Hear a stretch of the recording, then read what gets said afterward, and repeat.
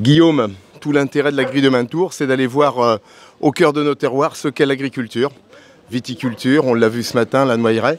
Autre ambiance, autre technique, autre passion finalement. Oui, aujourd'hui on est au cœur d'un vignoble réputé mondialement, puisque 98% de la production de cognac est exportée hors de France, et donc une belle pépite et un bel ambassadeur pour notre pays, et très intéressant à découvrir. Pour beaucoup de monde, c'est une production plus que méconnue, et de voir le savoir-faire et la passion surtout, parce que c'est quand même un des points qui réunit beaucoup d'agriculteurs, c'est cette passion du métier, cette passion du savoir-faire et du produit fini qui en découle. Donc c'est ça qui est quand même plutôt intéressant, et de pouvoir clôturer notre grille de Maintour dans les vignes de cognac chez Anne-Marie dans son chai, c'est vraiment un beau moment passionné à découvrir. Les chambres d'agriculture, qu'elles soient celles de Charente ou de Charente-Maritime, on s'est associé aux côtés du BNIC, donc la profession, pour réfléchir à comment mettre en place une certification donc HVE, et pour aller même plus loin donc avec la certification cognac, CEC. Donc voilà, donc c'est un travail de partenariat. Donc il y a des équipes qui sont dédiées, qui animent des groupes. Donc la certification en groupe est toujours plus intéressante pour les viticulteurs. Et voilà, il faut les accompagner dans la certification, mais aussi dans l'évolution, puisque c'est une certification qui doit vivre dans le temps. Donc voilà, ça permet de construire des groupes et de les faire vivre, d'avancer aussi techniquement. Il y a des groupes techniques qui continuent à vivre. Et voilà, et tant qu'on aura de l'économie, on pourra animer ces groupes techniques, se payer des conseils, et voilà, c'est ça qui fera vivre le territoire. Pour moi, les enjeux HVE, ce qui était important, c'était de faire attention à tous les intrants qu'on produit sur les exploitations, et à tout ce qui est relation avec le voisinage. Donc c'est faire attention, avoir des bennes pendant les vendanges qui ferment pour ne pas mettre du raisin partout. C'est essayer d'avoir le moins d'odeur possible aussi, avec les foussamars, les choses comme ça. Donc là on est sur des projets. C'est faire attention à la consommation de l'eau, ne plus rejeter l'eau chaude quand on distille dans les rues, et plutôt garder l'eau, la refroidir, être en circuit fermé. Ça va être essayer de plus brûler les ceps de vigne, mais essayer de voir ce qu'on peut en faire. Est-ce qu'on peut en faire des copeaux, des choses pour le chauffage des gens. Voilà, c'est toutes ces choses-là pour moi les enjeux de l'HVE. Et puis c'est d'essayer de laisser aussi une belle image de notre métier pour nos enfants plus tard aussi. On a tout fait en bois. On voulait pas faire en ferraille, tout ça. On voulait garder l'âme un peu du chai, le bois, voilà. Donc en bas, à la base, on avait dit c'est le chai à tonneaux, en haut c'est le chai à fût. Mais comme on manque de place, vous voyez qu'il y a quelques fûts en bas maintenant. Voilà. Et donc en fait, on fait les assemblages dans les gros tonneaux là. Bon, ça c'est un tonneau, ça c'est un fût. Ouais, c'est ça.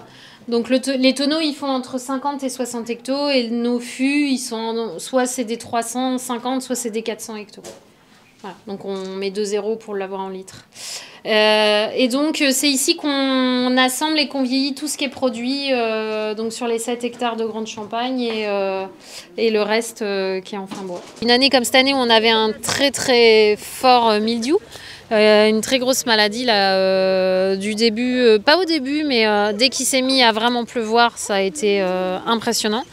Et donc là il a fallu traiter, parce que c'était la récolte de l'année qui pouvait se jouer en une journée. Et typiquement, on avait 2 jours de beau, et puis des fois dans ces 2 jours de beau, il y avait du vent, et on était limite vis-à-vis de la norme, mais en même temps, si on ne traitait pas, derrière on n'avait pas de rendement. On l'a bien vu, moi j'ai un témoin non traité, où je fais 0 traitement pour voir la maladie, comment elle est suivant les années. Il y a 0 grappe aujourd'hui dedans. Donc